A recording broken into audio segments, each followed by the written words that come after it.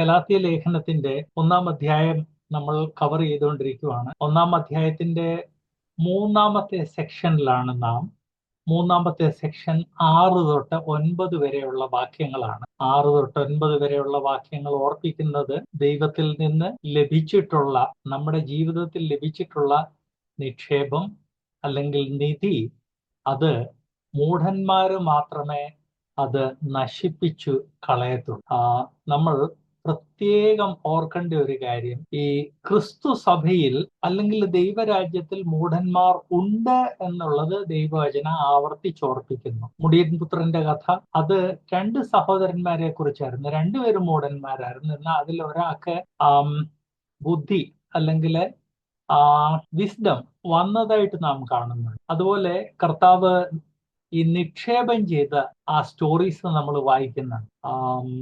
ദാസന്മാർക്ക് നാണയങ്ങൾ കൊടുത്തത്, ഒരു മിനിറ്റ്, അങ്ങനെയുള്ള എല്ലാ സ്റ്റോറീസിലും ദൈവത്തിൽ നിന്ന് ലഭിച്ചത്, യജമാനൻ ഇവിടെ ദൈവത്തെ കാണിക്കുന്ന, യജമാനിൽ നിന്ന് ലഭിച്ച ആ നിധി അല്ലെ ആ നിക്ഷേപത്തെ ഉപയോഗിക്കാത്ത ഒരാളെയെങ്കിലും നാം കാണുന്നു. ഗലാത്യറിലെ ഇതുപോലെ തന്നെ ദൈവവചനത്തില് ഗലാത്യ ലേഖനം 1-ാം അധ്യായത്തിന്റെ 6 തൊട്ട് 9 ഓർപ്പിക്കുന്നത് ദൈവത്തിൽ നിന്ന് ലഭിച്ച നിക്ഷേപത്തെ വേസ്റ്റ് ആക്കുന്നത് മൂഢന്മാരുടെ ജോലിയാണ്, അല്ലെങ്കിൽ മൂഢന്മാരുടെ പ്രവൃത്തിയാണ്. അതങ്ങനെ ഓർപ്പിക്കാൻ കാരണം ഗലാത്യർക്ക് എല്ലാ രീതിയിലും ദൈവം വ്യക്തമായിട്ട് കാണിച്ചു കൊടുത്തതായിരുന്നു കൃപയുടെ സന്ദേശം. ആ കൃപയുടെ സന്ദേശം വിട്ട് അവർ പെട്ടെന്ന് കൃപയിൽ നിന്ന് ന്യായപ്രമാണത്തിന്റെ സന്ദേശത്തിലേക്ക് കടന്നു പോവുകയും ന്യായപ്രമാണം ആൻഡ് കൃപയും കൂടെ മിങ്കിൾ ചെയ്യാൻ അല്ലെ മിക്സ് ചെയ്യാൻ വേണ്ടി ശ്രമിച്ചു. 1-ാം അധ്യായത്തിന്റെ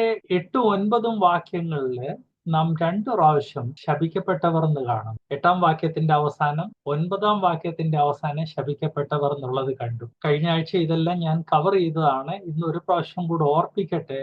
ബ്രദേഴ്സ് ആൻഡ് സിസ്റ്റേഴ്സ്, നമ്മൾ ഇന്ന് ആത്മീക ജീവിതത്തിൽ ഒരു കംഫർട്ട് സോണിൽ വന്ന് നിൽക്കുവാണ്. ഒരു കാലത്ത് പട്ടിണിയായിരുന്ന കേരളം ഇന്ന് എല്ലാ രീതിയിലും സമ്പന്ന ഒരു രാജ്യമായി മാറി. എഡ്യൂക്കേഷൻ ഉണ്ട്, നമ്മുടെയൊക്കെ മക്കൾക്ക് നല്ല ജോലിയുണ്ട്, ന്യായമായ ജോലിയുണ്ട്. അതുകൊണ്ട് ഒരു കംഫർട്ട് സോണിൽ വന്ന് നമ്മൾ ഇങ്ങനെ നിൽക്കുവാണ്. ആ കംഫർട്ട് സോണില് നിന്നിട്ട് നമ്മൾ ആത്മീക ജീവിതം നമ്മുടെ കംഫർട്ട് ഏതെങ്കിലും കാരണം കൊണ്ട് എടുത്തു മാറ്റുവാണെങ്കിൽ നമുക്ക് ആത്മീക ജീവിതം വേണ്ട എന്നുള്ള ഒരു അവസ്ഥയിലോട്ട് എത്തിയിരിക്കുകയാണ്. ഇത് വിശ്വാസികൾ പ്രത്യേകം ശ്രദ്ധിക്കേണ്ട ഒരു കാര്യം. ഈ ജസ്റ്റ് ഒരു ഉദാഹരണം പറയട്ടെ.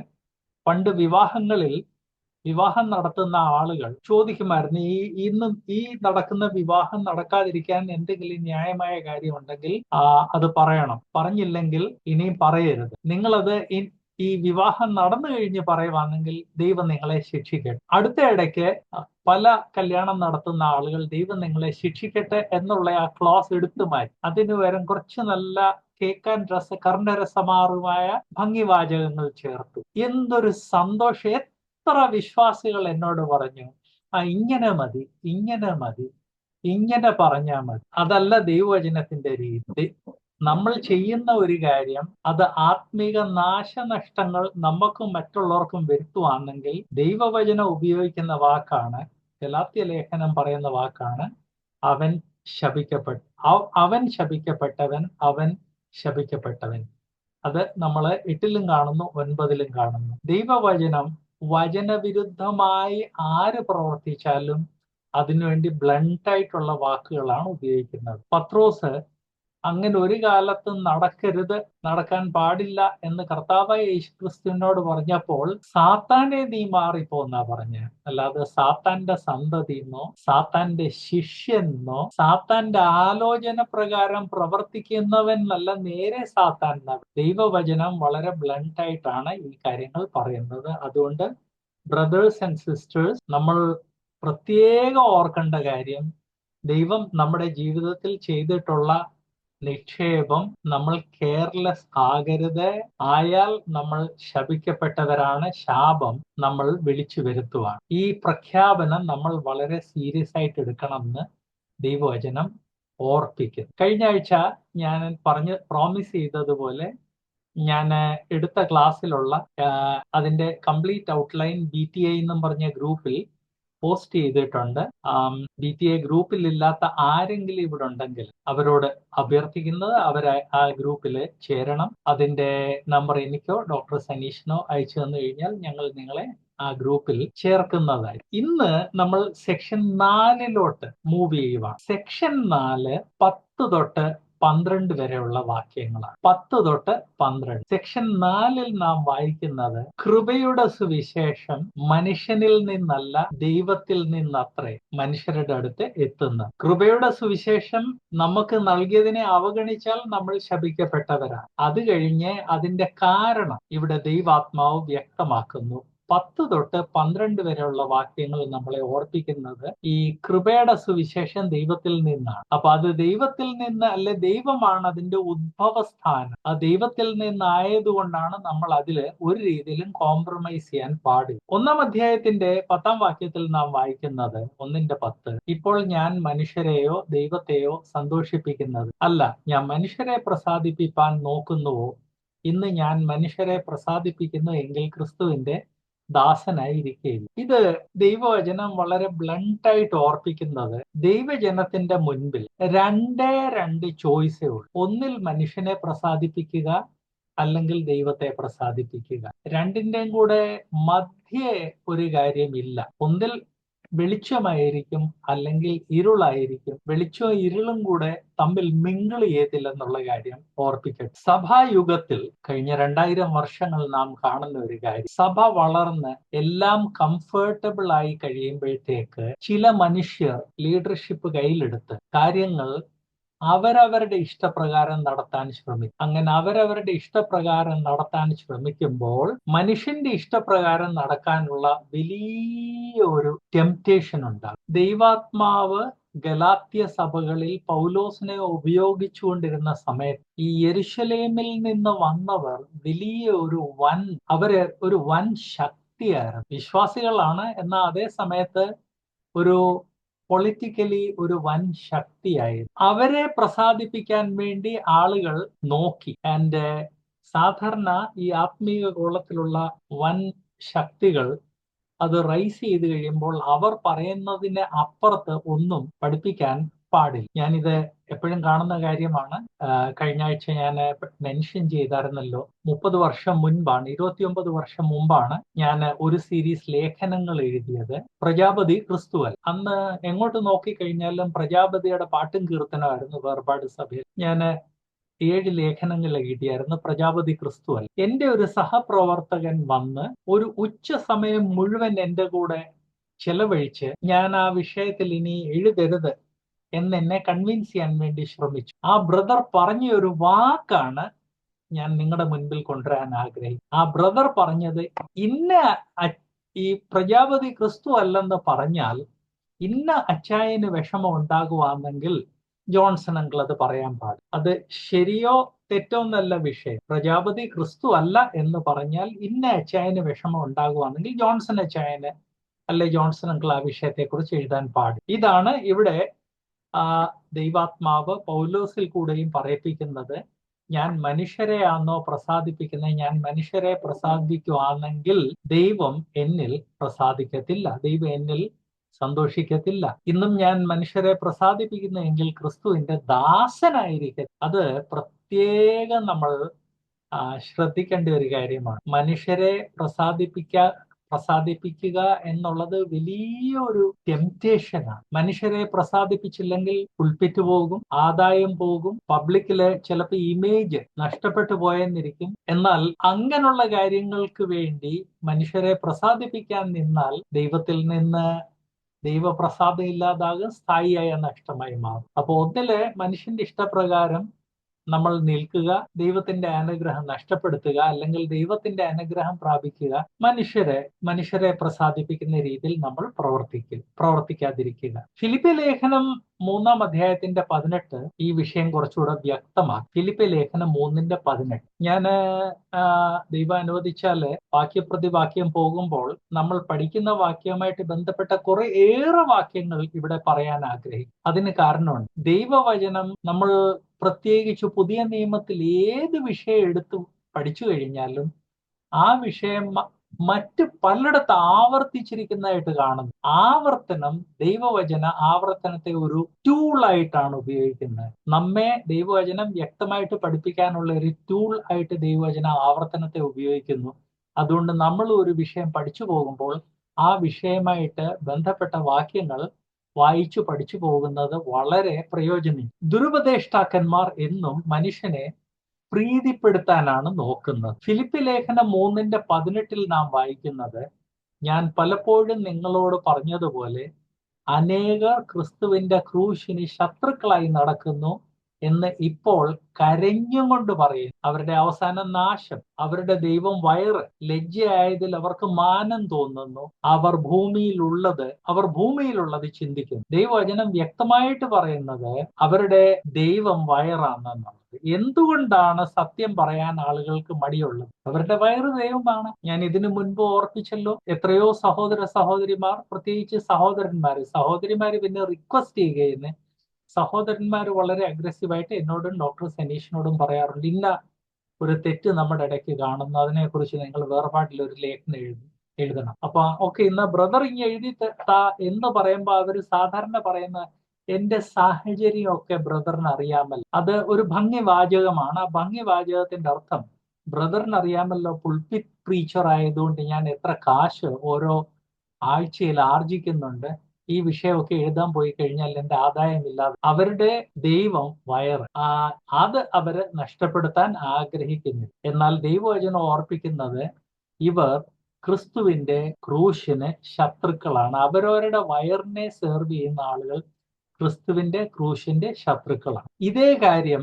റോമാലേഖനം 16:18 നമ്മൾ വായിക്കുന്നില്ല, ഞാൻ വാക്യം പറയുന്നതേ ഉള്ളൂ, അത് നോട്ട് ചെയ്താൽ നല്ലതായിരിക്കും. റോമർ 16:18, 2 പത്രോസ് 2:3. Thank you doctor Saneesh. Saneesh comment ബോക്സിൽ വാക്യങ്ങൾ പോസ്റ്റ് ചെയ്തു പോകുന്നുണ്ട്. ആരെങ്കിലും മിസ് ചെയ്ത് അതൊന്ന് നോക്കണം എന്ന് അഭ്യർത്ഥിക്കുന്നു. ഇത്രയും മാത്രമല്ല, അവരുടെ വയറ് ദൈവമാണെന്ന് മാത്രമല്ല, അവരുടെ വയറ് ദൈവമായതുകൊണ്ട് ദൈവവചനം പഠിപ്പിക്കുമ്പോൾ ദൈവവചനത്തെ അവർ മനുഷ്യരുടെ ടേസ്റ്റിന് അനുരൂപമായിട്ട് പഠിപ്പിക്കുന്നു. യെരമ്യാവ് 23:16-17 നാം വായിക്കുന്നത്, യെരമ്യാവ് 23:16-17 വായിക്കുന്നത്, സൈന്യങ്ങളുടെ യഹോവ ഇപ്രകാരം അരുളി ചെയ്യുന്നു, നിങ്ങളോട് പ്രവചിക്കുന്ന പ്രവാചകന്മാരുടെ വാക്ക് കേൾക്കരുത്, അവർ നിങ്ങളെ വ്യാജം ഉപദേശിക്കുന്നു, യഹോവയുടെ വായിൽ നിന്നുള്ളതല്ല, സ്വന്തം ഹൃദയത്തിലെ ദർശനമത്രേ അവർ പ്രവചിക്കുന്നത്. എന്നെ നിരസിക്കുന്നവരോട് അവർ നിങ്ങൾക്ക് സമാധാനമുണ്ടാകും എന്ന് യഹോവ അരുളി ചെയ്തിരിക്കുന്നു എന്ന് പറയും. തങ്ങളുടെ ഹൃദയത്തിലെ ശാഠ്യപ്രകാരം നടക്കുന്നവരോടൊക്കെയും നിങ്ങൾക്ക് ഒരു ദോഷവും വരികയില്ല എന്ന് പറയുന്നു. ബ്രദേഴ്സ് ആൻഡ് സിസ്റ്റേഴ്സ്, ദൈവവചനം വളരെ വ്യക്തമായിട്ട് ഓർപ്പിക്കുന്നത്, ഈ കംഫർട്ട് സോണിൽ നിൽക്കുന്നവർ, മനുഷ്യരെ പ്രസാദിപ്പിക്കാൻ നോക്കുന്നവർ, അവർ മനുഷ്യർക്ക് ഇഷ്ടമുള്ള രീതിയിൽ ദൈവവചനത്തെ വളച്ച് ഒടിച്ച് പ്രസന്റ് ചെയ്യും. ആൻഡ് അവരെന്ത് പറഞ്ഞു കഴിഞ്ഞാൽ അതില് മനുഷ്യരെ പ്രസാദിപ്പിക്കുകയാണ്. അടുത്ത ഇടയ്ക്ക് ഞാൻ കുറച്ച് വീഡിയോസ് പ്രൊഡ്യൂസ് ചെയ്ത് നിങ്ങളുടെ ചിലരുടെയൊക്കെ ശ്രദ്ധയിൽപ്പെട്ട് കാണും. കഴിഞ്ഞ ദിവസം ഒരു ബ്രദർ, വേർപാടുകാരന്, എനിക്ക് ഒരു ഓഡിയോ അയച്ചു തന്നു. ബ്രദറെ, ഇങ്ങനെ തെറ്റെന്ന് പബ്ലിക്കലി പറയേണ്ട ആവശ്യമില്ല. അപ്പൊ ഞാൻ ചോദിച്ചപ്പോ പിന്നെ എന്ത് ചെയ്യണം ബ്രദറെ? അത് തെറ്റ് പഠിപ്പിച്ച ആളിനോട് വിളിച്ച് രഹസ്യമായിട്ട് പറഞ്ഞാൽ മതി. അപ്പൊ ഞാൻ തിരിച്ചു ചോദിച്ച ഒരു കാര്യമുണ്ട്, ഈ തെറ്റ് പഠിപ്പിക്കുന്ന ആളുകള് തെറ്റ് പഠിപ്പിക്കുന്നത് 10,000 ലക്ഷക്കണക്കിന് ആളുകൾ അത് വായിക്കുന്നു, കേൾക്കുന്നു, കാണുന്നു. അപ്പൊ ഞാൻ ആ വ്യക്തിയെ വിളിച്ച് ചെവിയിൽ പറഞ്ഞു കഴിഞ്ഞാല് സംഭവിക്കാൻ പോകുന്നത് എന്താ?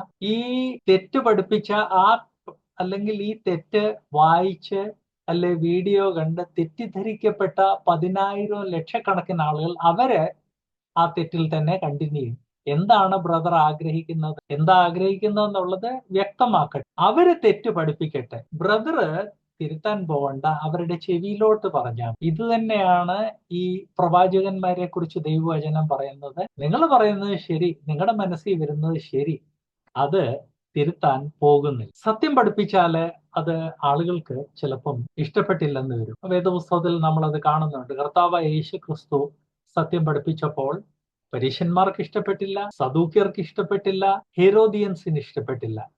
ഇവർ 3 പേരും തമ്മിൽ യാതൊരു രീതിയിലുള്ള യോജിപ്പില്ലായിരുന്നു. പരീശന്മാര് സദൂക്യർക്കെതിരെയായിരുന്നു, സദൂക്യരെ എല്ലാവർക്കും എതിരായിരുന്നു. ഹെരോദിയൻസ് ഇവർക്കെല്ലാം എതിരായിരുന്നു. എന്നാൽ കർത്താവായ യേശു ക്രിസ്തു സത്യം പഠിപ്പിച്ചപ്പോ ഇവരെല്ലാം കർത്താവിനെതിരെ ഒന്നിച്ചുകൂടി. സോ ദൈവവചനം വ്യക്തമായിട്ട് പറയുന്ന കാര്യമാണ്, സത്യം പഠിപ്പിച്ചു കഴിഞ്ഞാൽ ആളുകൾ എതിരാകും. എന്നാൽ നമ്മൾ സത്യത്തിന് പകരം കോംപ്രമൈസ് ചെയ്ത് കഴിഞ്ഞാൽ, സത്യവുമായിട്ട് കോംപ്രമൈസ് ചെയ്ത് കഴിഞ്ഞാൽ എല്ലാവരും സന്തോഷിക്കും. എന്നാൽ ദൈവം പ്രസാദിക്കും. ഈ ഐഡിയ വേറെ പല വാക്യങ്ങളിൽ നമുക്ക് കാണാൻ സാധിക്കും. 1 തെസ്സലോനിക്കർ 2:4. ഞാൻ ചിലത് വായിക്കാം, ചിലത് ജസ്റ്റ് പറയുന്നതേ ഉള്ളൂ നിങ്ങളുടെ സ്റ്റഡിക്ക് വേണ്ടി. 1 തെസ്സലോനിക്കർ 2:4 നാം വായിക്കുന്നു, ഞങ്ങളെ സുവിശേഷം ഭരമേൽപ്പിക്കേണ്ടതിന് ഞങ്ങൾ ദൈവത്തിന് കൊള്ളാകുന്നവരായി തെളിഞ്ഞതുപോലെ ഞങ്ങൾ മനുഷ്യരെ അല്ല, ഞങ്ങളുടെ ഹൃദയം ശോധന ചെയ്യുന്ന ദൈവത്തെ അത്രേ പ്രസാദിപ്പിച്ചുകൊണ്ട് സംസാരിക്കുന്ന.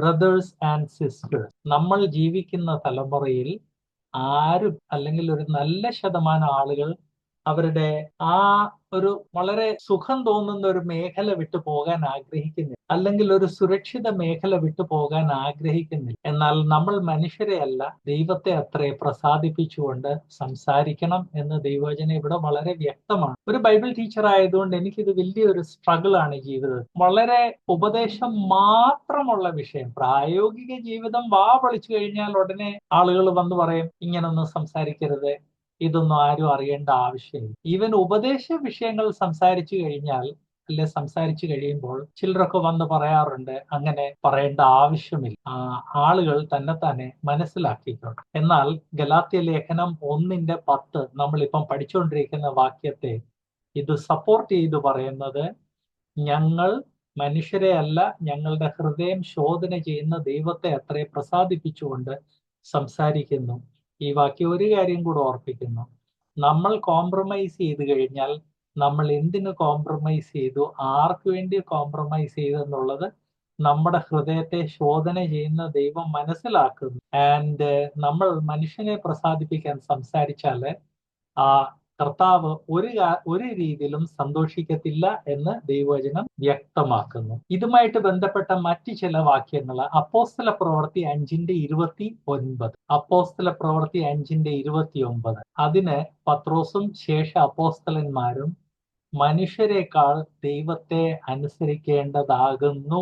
അപ്പോസ്തല പ്രവൃത്തി 5:29. ഇവിടെ ഇന്ന് ഈ ഓഡിയൻസിൽ ദൈവവചനം ശ്രദ്ധിക്കുന്ന സഹോദര സഹോദരിമാരിൽ പലർക്ക് ടീച്ചിങ് മിനിസ്ട്രി ഉണ്ട്. ബ്രദേഴ്സിന്റെ ഇടയ്ക്കുണ്ട്, സിസ്റ്റേഴ്സിന്റെ ഇടയ്ക്കുണ്ട്. അതുപോലെ പലർക്ക് ഒരു പബ്ലിക് ടീച്ചിങ് മിനിസ്ട്രി ഇല്ലെങ്കിൽ തന്നെ വിശ്വാസികളോട് സംസാരിക്കുമ്പോൾ ദൈവവചനത്തിൽ അധിഷ്ഠിതമായ വിഷയങ്ങളെക്കുറിച്ച് അവർ സംസാരിക്കുന്നു. അങ്ങനെയുള്ള എല്ലാവരും ഓർക്കേണ്ട കാര്യം, ഇപ്പോൾ ഞാൻ മനുഷ്യരെയോ ദൈവത്തെയോ സന്തോഷിപ്പിക്കുന്നത്. ഗലാത്യർ 1:10. നമ്മൾ ആവർത്തിച്ച് നമ്മെ തന്നെ പരിശോധിക്കേണ്ടത് ആവശ്യം. കൊലോസ്യർ അതുപോലെ തന്നെ അടുത്ത വാക്യമാണ് കൊലോസ്യർ 3:23. ഞാൻ വായിക്കുന്നില്ല. കൊലോസ്യർ 3:23 ഇതും ഇതേ കാര്യം വളരെ സ്ട്രോങ് ആയിട്ട് പറയുന്നു. ഇതിന്റെ എല്ലാം പുറകെയുള്ള കാര്യം, ഇപ്പോൾ ഞാൻ മനുഷ്യരെയോ ദൈവത്തെയോ സന്തോഷിപ്പിക്കുന്നത് എന്നുള്ളതിന്റെ മനുഷ്യരെ സന്തോഷിപ്പിക്കാൻ വേണ്ടി ആളുകൾ ശ്രമിക്കുന്നതിന്റെ കാരണം സദൃശ്യവാക്യം 29:25 നമുക്ക് ലഭിക്കും. സദൃശ്യവാക്യം 29:25 അവിടെ നാം വായിക്കുന്നത്, സദൃശ്യവാക്യം 29:25 വായിക്കുന്നത്, മാനുഷഭയം ഒരു കെണിയാകുന്നു, യഹോവയിൽ ആശ്രയിക്കുന്നവനോ രക്ഷ പ്രാപിക്കും. മനുഷ്യനെ ഭയപ്പെട്ടു പോയോ അത് നമ്മുടെ ജീവിതത്തിൽ ഒരു കെണിയായി തീരുന്ന ദൈവവചനം ഓർപ്പിക്കുന്നു. ഇന്ന് പലർ ദൈവവചനം അറിഞ്ഞിട്ട് പോലും അത് വ്യക്തമായിട്ട് പഠിപ്പിക്കാത്തതും, അത് പഠിപ്പിക്കുന്നതിന് പകരം അതും ഇതുമൊക്കെ പഠിപ്പിക്കുന്നതിന്റെ റൂട്ട് കോസ് മാനുഷ്യ ഭയമാണ്. ഇന്ന അച്ചായൻ ഇഷ്ടമില്ലെന്ന് അറിഞ്ഞതുകൊണ്ട് ജോൺസൺ ചായൻ ആ വിഷയം സംസാരിക്കാൻ പാടില്ല. അപ്പൊ ഇന്ന അച്ചായൻ ഇഷ്ടമുണ്ട് ഇല്ല എന്നുള്ളതാണ് ഇവിടെ മെയിൻ വിഷയം. ദൈവവചനം ഓർപ്പിക്കുന്നത് മാനുഷ്യ ഭയം ഒരു കെണിയാകും. അതിന് പകരം യഹോവയിൽ ആശ്രയിച്ചാൽ രക്ഷ പ്രാപിക്കും. മനുഷ്യനിൽ ആശ്രയിച്ചാലോ അത് നാം 8-9 വാക്യങ്ങളിൽ വായിച്ചു. മനുഷ്യരിൽ ആശ്രയിച്ചാൽ ശാപം, ദൈവത്തിൽ ആശ്രയിച്ചാൽ രക്ഷ. അതുകൊണ്ട് മുൻപോട്ട് പോകുന്നതിന് മുൻപ് ഒരു പ്രാവശ്യം കൂടെ ഈ കോൺഗ്രിഗേഷനില് ദൈവം തന്റെ വചനം പുൾപിറ്റിൽ കൂടെയോ വ്യക്തിപരമായിട്ടോ മറ്റുള്ളവരെ പഠിപ്പിക്കാൻ ഏൽപ്പിച്ചിട്ടുള്ള സഹോദരന്മാരെയും സഹോദരിമാരെയും 2 ഗ്രൂപ്പ് ഇതിലുണ്ട്. നിങ്ങളുടെയൊക്കെ പേര് എനിക്കിവിടെ എന്റെ സ്ക്രീനിൽ കാണാനുണ്ട്. നിങ്ങളിൽ പലർക്ക് ദൈവം ടീച്ചിങ് മിനിസ്ട്രി നൽകിയിട്ടുണ്ട്. അല്ലാതെ ഇവിടെ ടീച്ചിങ് മിനിസ്ട്രി ഇല്ലാത്ത പല സഹോദര സഹോദരിമാർ ഉണ്ട്. അവർ ദൈവവചനത്തെക്കുറിച്ച് വ്യക്തിപരമായ സംസാരത്തിൽ ദൈവജനത്തോട് സംസാരിക്കാറുണ്ട്. അവരെ എല്ലാരെയും ഒരു പ്രാവശ്യം കൂടെ ഓർപ്പിക്കുന്നത് മാനുഷഭയം ഒരു കെണിയാണ്. അതിൽ നിന്ന് രക്ഷപ്പെട്ട് നമ്മൾ മാറി നിൽക്കും. ഈ മാനുഷഭയം ഒരു കെണിയാകുന്നതിന് മറ്റൊരു കാര്യം കൂടെ. അത് യോഹന്നാൻ 12:43 നാം വായിക്കും. യോഹന്നാൻ 12:43. അവർ ദൈവത്താലുള്ള മാനത്തെക്കാൾ മനുഷ്യരാൽ ഉള്ള മാനത്തെ അധികം സ്നേഹിച്ചു. ആക്ച്വലി ദൈവത്താലുള്ള മാനം പെട്ടെന്ന് കാണാൻ സാധിക്കത്തില്ല, കണ്ണുകൊണ്ട് പെട്ടെന്ന് കാണാൻ സാധിക്കത്തില്ല. ദൈവത്തിൽ നിന്ന് ലഭിക്കുന്ന മാനം ചിലപ്പോൾ നാം വിശ്വസ്തയോടെ നിന്ന് ആത്മീക ജീവിതത്തിൽ ദൈവവചനം പഠിപ്പിക്കുകയും വിശ്വസ്തത പാലിക്കുകയും ചെയ്തു കഴിഞ്ഞ് ചിലപ്പോൾ 10-20 അതിലധികം വർഷങ്ങൾ കഴിഞ്ഞായിരിക്കും ദൈവത്തിൽ നിന്നുള്ള മാനം നമുക്ക് ലഭിക്കുന്നു. എന്നാൽ മനുഷ്യനിൽ നിന്നുള്ള മാനവും അപമാനവും ഇമ്മീഡിയറ്റ്ലി കാണാൻ സാധിക്കും. അതിന്റെ കാരണം കൊണ്ട് നമ്മിൽ പലരെ ഭയത്തിന്റെ കാരണം കൊണ്ട്, മാനത്തെ മോഹിക്കുന്നതിന്റെ കാരണം കൊണ്ട് ദൈവത്തിൽ നിന്നുള്ള മാനത്തെക്കാൾ മനുഷ്യനിൽ നിന്നുള്ള മാനത്തെ അധികം സ്നേഹിക്കും. അതിന്റെ കാരണം കൊണ്ട് നമ്മളിപ്പോ ഈ പഠിച്ചുകൊണ്ടിരിക്കുന്ന വാക്യം ഗലാത്യ ലേഖനം 1:10. ഇപ്പോൾ ഞാൻ മനുഷ്യരെയോ ദൈവത്തെയോ സന്തോഷിപ്പിക്കും. ദൈവത്താലുള്ള മാനത്തെക്കാൾ മനുഷ്യരാലുള്ള മാനത്തെ അധികം സ്നേഹിക്കുന്നവർ മനുഷ്യരിൽ നിന്നുള്ള മാനം ലഭിക്കുമോ ഇല്ലയോ, അത് അപമാനമായി മാറുമോ എന്ന് അത് ഭയന്ന് ആ മാനുഷ്യ ഭയം അവരുടെ ജീവിതത്തിൽ ഒരു കെണിയായി തീർന്നു. ആ കെണിയിൽ പെട്ട് ദൈവവചനം പഠിപ്പിക്കേണ്ട രീതിയിൽ പഠിപ്പിക്കാറില്ല എന്ന് ഓർപ്പിക്കുന്നു. ആവർത്തിച്ച് ഞാൻ ഉപയോഗിക്കുന്ന ഒരു ഫ്രേസ് ആണല്ലോ കംഫർട്ട് സോൺ. ആരെയും വെറുപ്പിക്കേണ്ട, സുഖമായിട്ട് കാര്യങ്ങൾ നടക്കണം. അതിന്റെ എല്ലാ റൂട്ട് കോസ് ദൈവത്താലുള്ള മാനത്തെക്കാൾ മനുഷ്യരാലുള്ള മാനത്തെയും അപമാനത്തെയും നാം നോക്കുന്നു. മനുഷ്യരാലുള്ള മാനത്തെ അധികം സ്നേഹിക്കുന്നു, മനുഷ്യരാലുള്ള അപമാനത്തെ ഭയക്കുന്നു. ഇതുമായിട്ട് ബന്ധപ്പെട്ട മറ്റു ചില വാക്യങ്ങളൂടെ പറയട്ടെ, നമ്മൾ വായിക്കുന്നില്ല. മത്തായി എഴുതിയ സുവിശേഷം 6-ാം അധ്യായത്തിന്റെ 24, മത്തായി 6:24. ഇത് നമുക്കറിയാവുന്ന ഒരു വാക്യമായതുകൊണ്ട് ഞാൻ പറഞ്ഞു പോകുന്നതേ ഉള്ളൂ. ഒരു മനുഷ്യന് 2 യജമാനന്മാരെ സെർവ് ചെയ്യാൻ സാധിക്കത്തില്ല. ഇവിടെ ദൈവവചനത്തിൽ നിന്ന് ഞാൻ ഓർപ്പിക്കാൻ ആഗ്രഹിക്കുന്നത്, സഹോദരന്മാരെ സഹോദരിമാരെ, ഒന്നേ നമ്മൾ ദൈവഭയത്തോടെ ദൈവത്തെ ശുശ്രൂഷിക്കണം, അല്ലെങ്കിൽ മാനുഷ്യ ഭയത്തോടെ മനുഷ്യനെ ശുശ്രൂഷിക്കണം. രണ്ടും ഒന്നിച്ച് നടക്കരുത്. മനുഷ്യഭയത്തോടെ മനുഷ്യനെ ശുശ്രൂഷിച്ച് ദൈവത്തിന്റെ പ്രസാദം ലഭിക്കുമെന്ന് ആരെങ്കിലും ചിന്തിച്ചാൽ ആ വ്യക്തി അവനവനെ തന്നെ വഞ്ചിക്കുവാണ്. 2 യജമാനന്മാരെന്ന് പറഞ്ഞ ഒരു സിസ്റ്റം ഇല്ല, പ്രത്യേകിച്ച് ദൈവരാജ്യത്ത്. നമ്മൾ ഒന്നിൽ ദൈവത്തെ സെർവ് ചെയ്യും, അല്ലെങ്കിൽ മനുഷ്യനെ സെർവ് ചെയ്യും. ഗലാത്യയിൽ നടന്നുകൊണ്ടിരുന്നത് അവർക്ക് കൃപയും വേണം, മനുഷ്യരെ പ്രസാദിപ്പിക്കുകയും വേണം. അവരോടാണ് ദൈവാത്മാവ് പറയുന്നത്, അല്ലെ ദൈവാത്മാവിന്റെ പ്രേരണയോടെ പൗലോസ് പറയുന്നത്, ഇപ്പോൾ ഞാൻ മനുഷ്യരെയോ ദൈവത്തെയോ സന്തോഷിപ്പിക്കുന്നത്. മുന്നോട്ട് പോകുന്നതിന് മുൻപ് ഒരു പ്രാവശ്യം കൂടെ ഞാൻ ചോദിക്കട്ടെ, നമ്മുടെയൊക്കെ ജീവിതത്തിൽ ഇന്ന്, പ്രത്യേകിച്ച് 21-ാം നൂറ്റാണ്ടിൽ മനുഷ്യരെ പ്രസാദിപ്പിക്കുവാൻ വേണ്ടിയുള്ള ടെംപ്റ്റേഷൻ, പരീക്ഷയാണ് വളരെ അധികം. എല്ലായിടത്തും ഉണ്ട്. ഏതെങ്കിലും ഇൻഫ്ലുവൻസ് ഉള്ള ഒരാള്, ഏതെങ്കിലും വൈകൃതത്തെ പഠിപ്പിക്കുന്ന ഇൻഫ്ലുവൻസ് ഉള്ള ഒരാള് എന്നെ ബൈബിൾ ക്ലാസ് എടുക്കാനോ പ്രസംഗിക്കാനോ വിളിക്കുമ്പോൾ, എത്രയോ സ്ഥലത്ത് ക്ലാസ് എടുക്കുന്നതിന് മുൻപ് എന്നെ വിളിച്ച് പല രീതിയിലുള്ള ഇൻസ്ട്രക്ഷൻ തരാറുണ്ട്. അച്ഛൻ ഇവിടെ പഠിപ്പിക്കുമ്പം ഇന്ന വിഷയം തുടരും. അതെന്നാ കാരണം? അത് മൂപ്പന്റെ മോന് ഒരു പെന്തിക്കോസ്തുകാരിയാണ് കല്യാണം കഴിച്ചിരിക്കുന്നത്. അതുകൊണ്ട് അന്യഭാഷാ ഭാഷണം, ഹീലിംഗ്, ഇങ്ങനെയുള്ള വിഷയങ്ങൾ ഇവിടെ സംസാരിച്ചു കഴിഞ്ഞാൽ അവരുടെ വീട്ടിൽ വലിയ പ്രശ്നം, അവള് വലിയ പ്രശ്നം ഉണ്ടാക്കും. അതുകൊണ്ട് അച്ഛൻ ആ വിഷയങ്ങൾ ഇവിടെ സംസാരിക്കരുത്, അത് മൂപ്പൻ അച്ചായന് ഇഷ്ടം. ഇത് ഞാൻ ഒത്തിരി കേട്ടിട്ടുള്ള ഒരു കാര്യമാണ്. ഇതുപോലുള്ള വേറെ പല കാര്യങ്ങൾ ഞാൻ ക്ലാസ്സസ് എടുക്കാൻ പോകുമ്പോൾ ആളുകൾ ഇൻസ്ട്രക്ഷൻ തരാറ്. മൂപ്പനച്ചായന് ഇഷ്ടമില്ല, അല്ലെ സഭയിൽ വളരെ ഇൻഫ്ലുവൻസ് ഉള്ള ആളിന് ഇഷ്ടമില്ല, അല്ലെങ്കിൽ അച്ചായനെ വിളിച്ച് വണ്ടിക്കൂലി സ്പോൺസർ ചെയ്ത ഇന്ന ആളിന് ഇഷ്ടമില്ല. മാനുഷ്യഭയം ഒരു കെണിയാണെന്നുള്ള കാര്യം ഓർപ്പിക്കും. രണ്ട്, ദൈവത്തെയും മാമോനെയും രണ്ടും കൂടെ ഒന്നിച്ച് സ്നേഹിക്കുവാനും സെർവ് ചെയ്യാനും സാധിക്കും. ഇതുമായിട്ട് ബന്ധപ്പെട്ട് നിങ്ങൾ നോട്ട് ചെയ്യേണ്ട മറ്റ് 2 വാക്യങ്ങളാണ് റോമാലേഖനം 12-ാം അധ്യായം 1-2 വാക്യം. റോമർ 12-ാം അധ്യായം 1-2 വാക്യം. നമ്മൾ ലോകത്തിന് അനുരൂപമായി തീരരുതെന്ന് ദൈവവചനം ഓർപ്പിക്കുന്നു. മാനുഷ്യ ഭയം കൊണ്ട് നാം ഉപദേശ വിഷയങ്ങളിൽ അനുരഞ്ജനം കാണിച്ചാൽ നാം ലോകവുമായിട്ട് അനുരഞ്ജനം ചെയ്ത് ലോകവുമായിട്ട് അനുരൂപമായി തീരുവാണ് എന്നുള്ള കാര്യം ഓർപ്പിക്കണം. അതുപോലെ തന്നെ ഇതുമായിട്ട് ബന്ധപ്പെട്ട് ഏതാണ് ഇപ്പോൾ ഞാൻ മനുഷ്യരെയോ ദൈവത്തെയോ സന്തോഷിപ്പിക്കുന്നതായിട്ട് ബന്ധപ്പെട്ട് നാം ശ്രദ്ധിച്ചു വായിക്കേണ്ട മറ്റൊരു വാക്യമാണ് എഫേസ്യ ലേഖനം 6:6. എഫേസ്യർ 6:6. മനുഷ്യരെ പ്രസാദിപ്പിക്കുന്നവരെ പോലെ ദൃഷ്ടി സേവയാൽ അല്ല, ക്രിസ്തുവിന്റെ ദാസന്മാരെ പോലെ ദൈവേഷ്ടം മനസ്സോടെ ചെയ്തും.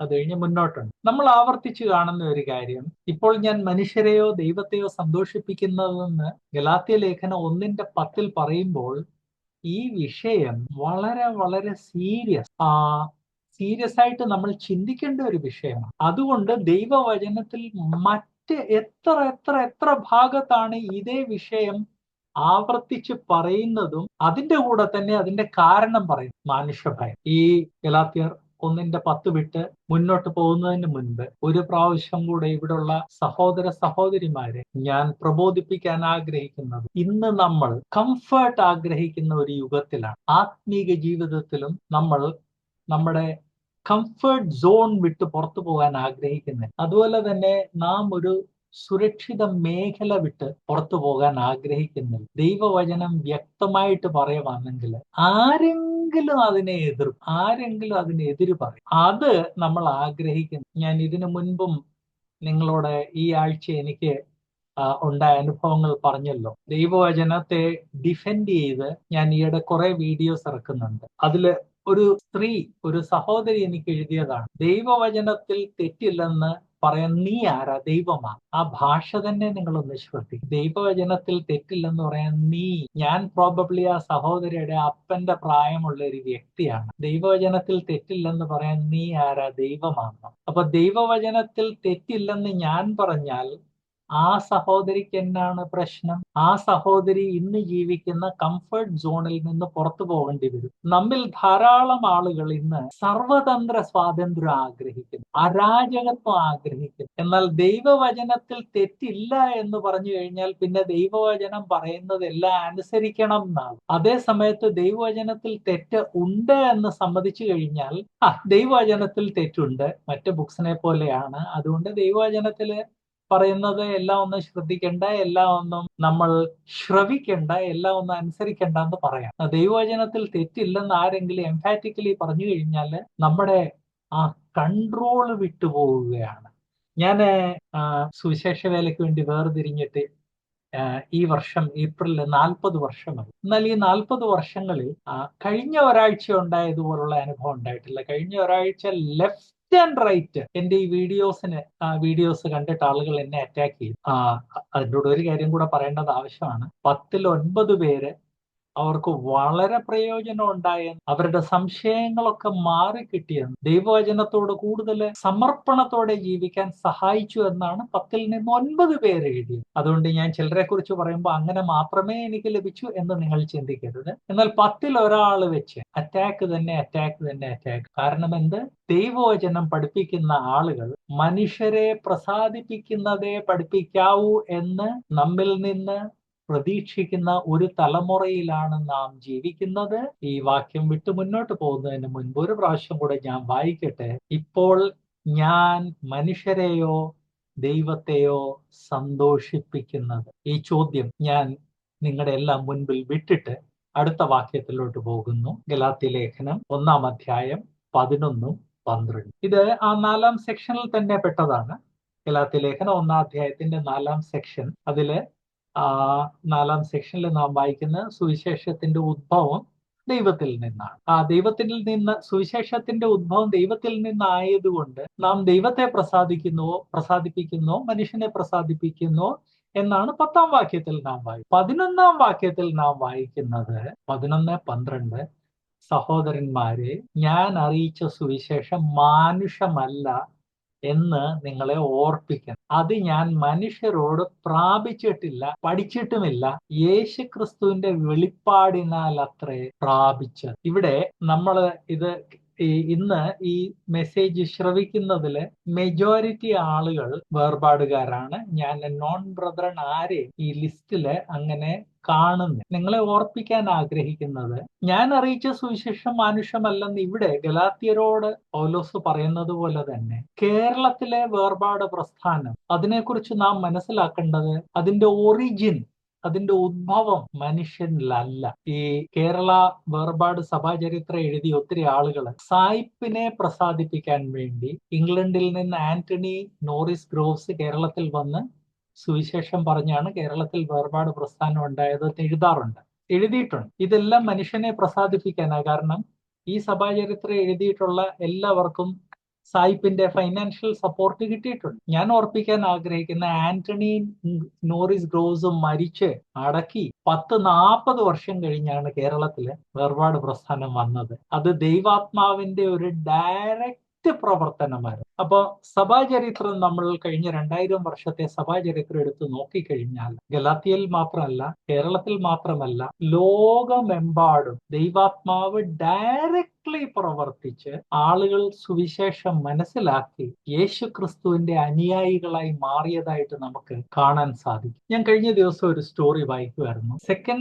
ഫസ്റ്റ് വേൾഡ് വാറിന്റെ സമയത്താണെന്ന് തോന്നുന്നു. അന്ന് എയ്റോപ്ലെയിൻസ് ഒക്കെ വളരെ ചെറുതായിരുന്നു. അങ്ങനെ ഒരു ചെറിയ പ്ലെയിനില് എന്തോ ഒരു ക്രൈസിസ് വന്നു, പ്ലെയിൻ താണുപോയി. അങ്ങനെ വരുമ്പോൾ പ്ലെയിനിന്റെ അകത്തുള്ള പെട്രോൾ പുറത്തു കളയും, അതിൻ്റെ അകത്തുള്ള ലഗേജ് പുറത്തു കളയും. പൈലറ്റ് അതിൻ്റെ അകത്തുള്ള പെട്രോളും മറ്റ് ലഗേജ് എല്ലാം കളഞ്ഞു, എന്നിട്ട് രക്ഷപ്പെട്ടു. ഒന്നിലധികം കഥകൾ ഉണ്ടെന്നുള്ള കാര്യം ഞാൻ ഓർപ്പിക്കട്ടെ. കാരണം ഒന്നിലധികം ഇങ്ങനെ സംഭവങ്ങൾ നടന്നിട്ടുണ്ട്. ആ പൈലറ്റ് രക്ഷപ്പെട്ടു പോയി. ഇത് വളരെ ഐസൊലേറ്റഡ് ആയിട്ടുള്ള ഒരു ഏരിയ ആയിരുന്നു, മറ്റ് ആളുകളുമായിട്ട് അങ്ങനെ വലിയ ബന്ധമൊന്നും ഇല്ലാത്തത്. ഇത് കഴിഞ്ഞ് ദശാബ്ദങ്ങൾ കഴിഞ്ഞ് ക്രിസ്ത്യൻ മിഷണറീസ് ആ ഏരിയയിൽ എത്തിയപ്പം അവിടെ ഓൾമോസ്റ്റ് എല്ലാ വീട്ടിലും ബൈബിൾസ് ഉണ്ട്, ഓൾമോസ്റ്റ് എല്ലാ വീട്ടിലും യേശു ക്രിസ്തുവിന്റെ അനുയായികളുണ്ട്. അവർക്ക് ഒന്നിച്ച് സഭായോഗത്തിനൊക്കെ എങ്ങനെ കൂടണം എന്നുള്ളത് വ്യക്തമായിട്ട് അറിയത്തില്ലെങ്കിലും എവിടെ ചെന്ന് കഴിഞ്ഞാലും ആ ഗ്രാമത്തിൽ യേശു ക്രിസ്തുവിന്റെ അനുയായികളും ബൈബിൾ വായിക്കുന്നവരാണ്. ഈ ഗ്രാമത്തിൽ ഒരിക്കലും സുവിശേഷം കൊണ്ട് ആരും ചെന്നിട്ടില്ലെന്ന് മനസ്സിലാക്കിയ മിഷണറീസ് അന്വേഷിച്ചപ്പോഴാണ് മനസ്സിലായത് സാക്ഷരതയുള്ള ഒരു വില്ലേജാണ്. ആ സാക്ഷര വില്ലേജിൽ പൈലറ്റ് ലഗേജ് ഡ്രോപ്പ് ചെയ്തതില് ഒരു പെട്ടി ബൈബിൾസും ഉണ്ടായിരുന്നു. പുസ്തകം കണ്ടു കഴിഞ്ഞപ്പോൾ എല്ലാ വീട്ടുകാരും ഓരോന്ന് എടുത്തോണ്ട് പോയി വായിച്ചു. അങ്ങനെ വായിച്ച് അതിൽ വലിയൊരു ഗ്രൂപ്പ് ആളുകൾ കർത്താവ് യേശു ക്രിസ്തുവിന്റെ അനുയായികളായി മാറി രക്ഷയിലേക്ക് വന്നു. ഇങ്ങനെയുള്ള ഡസൻ കണക്കിന് സ്റ്റോറീസ് ഉണ്ട്. ദൈവവചനം മനുഷ്യർ പ്രതീക്ഷിക്കാതെ ഐസൊലേറ്റഡ് ആയിട്ടുള്ള ഏരിയാസിൽ എത്തി അവിടെയുള്ള ആളുകൾ അത് വായിച്ച് രക്ഷയുടെ അനുഭവത്തിൽ വന്നു. മധ്യപ്രദേശിൽ എനിക്കറിയാം, ഗ്വാളിയർ എന്ന് പറഞ്ഞ സ്ഥലത്ത് ഒരു മനുഷ്യൻ ഒരു പ്രാവശ്യം വന്ന് എന്നെ കണ്ടു. താന് BA പഠിച്ചപ്പം അന്നത്തെ കാലത്ത് ഫ്രഞ്ച് ഒരു ഭാഷയായിട്ട് എടുക്കാമായിരുന്നു. ഇന്ന് കേരളത്തിൽ ധാരാളം ആളുകള് ജർമ്മൻ പഠിക്കുന്നില്ല, അന്ന് ഫ്രഞ്ചിന് അതുപോലുള്ള സ്കോപ്പായിരുന്നു. താൻ BA പഠിച്ചപ്പോൾ ഫ്രഞ്ച് പഠിച്ചു തുടങ്ങിയ സമയത്ത് ഫ്രഞ്ച് ബുക്സ് ഇല്ലായിരുന്നു. താൻ എന്നിട്ട് അന്വേഷിച്ചു പോയി ഫൈനലി ഒരു ഫ്രഞ്ച് പുതിയ നിയമം ലഭിച്ചു. ആ ഫ്രഞ്ച് പുതിയ നിയമം ഫ്രഞ്ച് പഠിക്കാൻ വേണ്ടി വായിച്ച് താൻ കർത്താവ് യേശു ക്രിസ്തുവിന്റെ ഒരു അനുയായി മാറി. തന്റെ വീട്ടുകാരൊക്കെ അക്രൈസ്തവരായതുകൊണ്ട് ആരോടും വിഷയമൊന്നും പറഞ്ഞില്ല. താൻ വേദപുസ്തകം ഫ്രഞ്ച് ലാംഗ്വേജിൽ തന്നെ വായന തുടർന്നു. വിവാഹിതനായി കഴിഞ്ഞപ്പോൾ കുടുംബത്തിലുള്ളവർ അറിയാൻ പാടില്ല, അതുകൊണ്ട് ഭാര്യയെ ഫ്രഞ്ച് പഠിപ്പിച്ചു. ഭാര്യയും ഫ്രഞ്ചിൽ വായിച്ചു, യേശു ക്രിസ്തുവിന്റെ അനുയായിയായി മാറി. മകൻ പ്രായപൂർത്തിയായപ്പോൾ മകനെ ഫ്രഞ്ച് പഠിപ്പിച്ചു. താൻ യേശു ക്രിസ്തുവിന്റെ ഒരു അനുയായിയായി മാറി. വീട്ടിൽ ഒരു ഫ്രഞ്ച് ന്യൂ ടെസ്റ്റ്മെന്റേ ഉള്ളായിരുന്നു. ഇത്രയും വർഷം കൊണ്ട് അതങ്ങ് പഴകി താറുമാറായി. ഒരു പ്രാവശ്യം ഒരു എക്സിബിഷനിൽ ഒരു ക്രിസ്ത്യൻ ബുക്ക് ഷോപ്പ് ഇട്ട് എന്നെ വന്ന് കണ്ട് തനിക്കൊരു ഫ്രഞ്ച് ന്യൂ ടെസ്റ്റ്മെന്റ് വേണമെന്ന് അഭ്യർത്ഥിച്ചു. ഞാൻ വളരെ ശ്രമിച്ചു. എനിക്ക് 2 ഫ്രഞ്ച് ന്യൂ ടെസ്റ്റ്മെന്റ് കിട്ടി. ഒരെണ്ണം കൊടുത്തു കഴിഞ്ഞപ്പോൾ എന്റെ കയ്യിലുള്ള മറ്റേത് കണ്ടു കഴിഞ്ഞാൽ പുള്ളി പ്ലീഡ് ചെയ്തു, അതുകൂടി ഇങ്ങ് തരണം എന്നും പറഞ്ഞു. ഇത് ഒരു മിഷണറി, ഒരു സുവിശേഷകൻ, ഒരു വ്യക്തിയുടെയുമല്ല, ദൈവാത്മാവിന്റെ പ്രവർത്തനമായിരുന്നു. ഇതുപോലെ തന്നെ സഭായുഗത്തിലെ അടിസ്ഥാന ഉപദേശങ്ങൾ ദൈവജനത്തെ അറിയിക്കുവാൻ വേണ്ടി ദൈവാത്മാവ് ശൗൽ എന്ന് പറഞ്ഞ വ്യക്തിയെ വിളിച്ച് ഏൽപ്പിച്ചപ്പോൾ, സഹോദരന്മാരെ, ഞാൻ അറിയിച്ച സുവിശേഷം മാനുഷമല്ല എന്ന് നിങ്ങളെ ഓർപ്പിക്കുന്നു. അത് ഞാൻ മനുഷ്യരോട് പ്രാപിച്ചിട്ടില്ല, പഠിച്ചിട്ടുമില്ല. ദൈവം അനുവദിച്ചാൽ ഇവിടുന്ന് നമ്മൾ അടുത്ത ആഴ്ച കണ്ടിന്യൂ ചെയ്യുന്നതായിരിക്കും. കർത്താവ് ബലം നൽകിയതിനു വേണ്ടി ദൈവത്തെ സ്തുതിക്കുന്നു. എനിക്ക് വേണ്ടി പ്രാർത്ഥിക്കണം. കാരണം എനിക്ക് സഹിക്കാൻ വയ്യാത്ത ബാക്ക് പെയിൻ ആണ്. അതിനുവേണ്ടി മസാജ് ട്രീറ്റ്മെന്റ് നടക്കുന്നു. ന്യൂറോളജിസ്റ്റിനെ കണ്ടു. ഒരു നെർവ് കംപ്രസ് ആയിട്ടുണ്ട്. അതിനെല്ലാം ദൈവം ഒരു പരിഹാരം നൽകുവാൻ വേണ്ടിയും എന്റെ ശുശ്രൂഷയ്ക്ക് വേണ്ടി ദൈവജനം പ്രാർത്ഥിക്കണം. ദൈവം എല്ലാവരെയും അനുഗ്രഹിക്കും.